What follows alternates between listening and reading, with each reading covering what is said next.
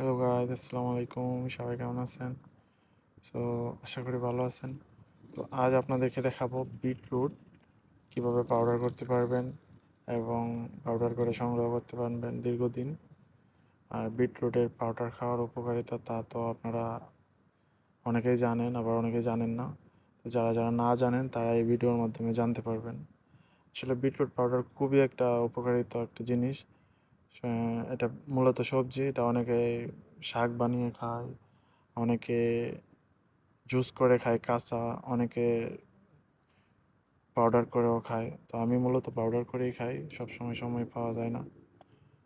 তো যাদের blood pressure আছে তারা এই বিটরুট জুসটা খেতে পারেন। 1 গ্লাস পানি নেবেন, নিয়ে 1 চামচ দিবেন, দিয়ে মিক্স করে খেয়ে নেবেন। খাবারের আগেও খেতে পারেন, খাবারের পরেও খেতে পারেন, কোনো সমস্যা নেই।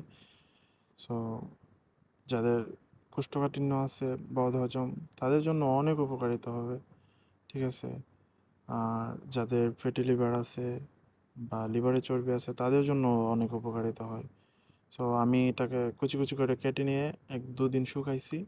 শুকানোর পরে এখন এরকম হয়েছে, আরও হবে। সো ভালো করে শুকিয়ে নেবেন, একদম মচমচে হবে। তো শুকানোর পরে একটা ব্লেন্ডার দিয়ে ব্লেন্ড করে নেবেন। সো আমি এখানে ব্লেন্ড করে নিছি।